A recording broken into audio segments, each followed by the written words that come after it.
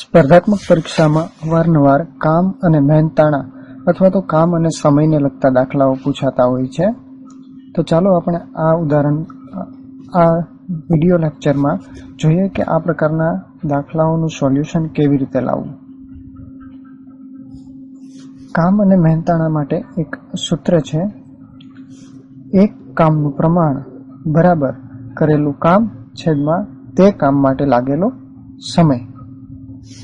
આ વસ્તુને આપણે એક ઉદાહરણ દ્વારા સમજીએ. આ સૂત્ર આ પ્રકારના દાખલાઓ માટે યાદ રાખવું ખૂબ જરૂરી છે.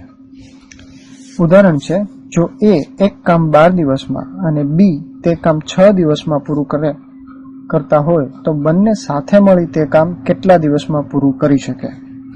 હવે અહીંયા આપણે પહેલા A નું પ્રમાણ શોધીએ.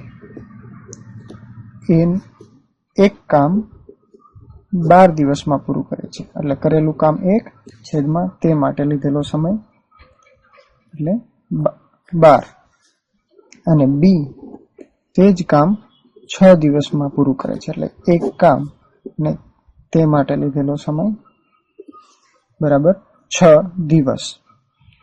હવે અહીંયા આપણે બંને જે વેલ્યુઝ છે 12 અને 6 તે દિવસોમાં જ આપેલ છે અને જવાબ પણ આપણે દિવસમાં જ મેળવવાનો છે એટલે કોઈ ફેરફાર બીજો કરવાની જરૂર નથી. બંને સાથે મળીને કામ કરે તો કેટલા દિવસમાં પૂરું થાય? સ્વાભાવિક છે કે બંને સાથે મળીને કામ કરે તો કામ ઝડપથી પૂરું થાય એટલે જવાબ છે તે આ ઓછામાં ઓછા જે 6 દિવસ છે તેના કરતાં ઓછો જ આવશે. તો જો પ્રશ્નમાં એવા કોઈ ઓપ્શન હોય કે જેનાથી સરળતાથી ખ્યાલ આવી જતો હોય કે ભાઈ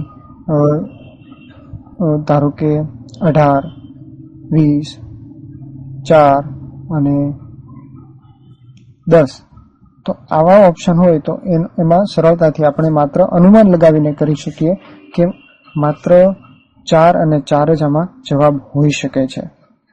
તો આવી રીતના તે ટૂંકમાં તમારે થોડું વિચારવાથી પણ સરળતાથી જવાબ મળી શકે છે, પરંતુ ઘણી વખત ગણતરી કરવી પડે તેવું હોય છે. તો આ ગણતરી કેવી રીતે થાય તે જોઈએ. બંને સાથે મળીને કામ પૂરું કરવાના છે એટલે A અને B નું પ્રમાણ શું થાય તો કે બંનેનો સરવાળો 1/12 વત્તા 1/6. હવે અહીંયા છેદ સરખા નથી અને છેદને સરખા કરવા માટે મારે નીચે 6 ને 2 વડે ગુણવા પડશે. 6 ને 2 વડે ગુણું તો અંશને પણ 2 વડે ગુણવા પડે. આથી 1/12 વત્તા 2 એકા 2 અને 2/12 આને આપણે આ રીતે લખી શકીએ 1+2/12 બરાબર 2 ને 1 3/12. આનો છેદ ઉડાડીએ તો 3 એકા 3 અને 3 ચોક 12 1/4. હવે આને આપણે સૂત્રની સાથે સરખાવીએ તો કરેલું કામ એટલે 1 અને છેદમાં તે માટે લીધેલો સમય બરાબર 4. એટલે એનો અર્થ એવો થાય કે જો આ બંને જણા સાથે મળીને કામ કરે તો તે 4 દિવસમાં પૂરું થઈ જાય. આ એક સરળ ઉદાહરણ હતું. હવે પછીના વિડીયોમાં આપણે આ પ્રકારના દાખલાઓના અન્ય ઉદાહરણો જોઈશું. વિડીયો જોવા બદલ આપનો ખૂબ ખૂબ આભાર.